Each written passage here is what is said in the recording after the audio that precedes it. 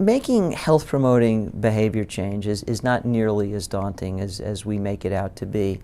For example, take physical activity. All of it's good.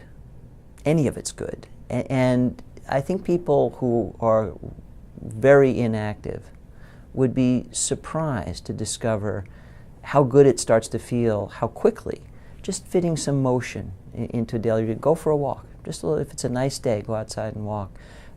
Anytime there's an opportunity to fit a little bit of extra activity into your daily routine, do, and start to relish it.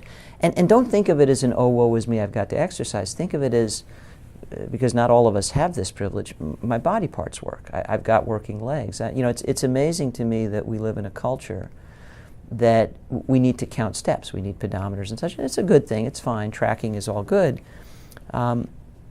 As opposed to counting our blessings. I think most of us who've got a pair of legs working just fine kind of have a wince of feeling badly if you see someone in a wheelchair and you hope it's not permanent and that they'll be able to get up. And sometimes it is permanent, and we think that's too bad. And of course, there are ways of getting past that disability, but most of us are glad we don't have it. What if I said, I'll pay you to give up the use of your legs for the rest of your life?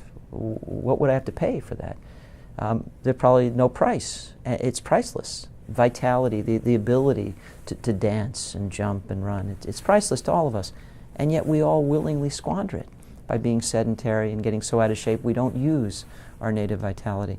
So I think we can fit motion into our days, and I think we can count our blessings that we're able to do it. And then it takes on a life of its own. A little bit more leads to a little bit more. You feel a bit better. In terms of diet, it's a more complex array of choices, but I have one simple tip for people. Be the one who decides. I don't know anybody who will see clothing lying around randomly and just put it on. Or routinely is inclined to reach into somebody else's handbag and use their cologne or perfume or their hairbrush or whatever it might be. We're all particular about, these are my clothes, this is my shampoo, this is my perfume, those kinds of things. We care. But almost everybody I know is on the seafood diet. I see food anywhere, anytime, and I eat it.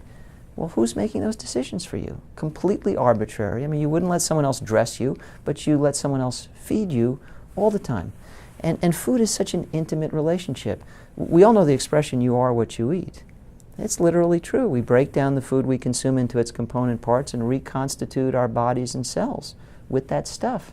Why are you letting someone else decide what that stuff is? So my simple tip here, along with try to go for a walk every day and build up, is control your food choices every day. And what that may mean, and it's meant this for me for many years, is have an insulated snack pack, lunchbox, and put some wholesome stuff in it and take it with you wherever you go.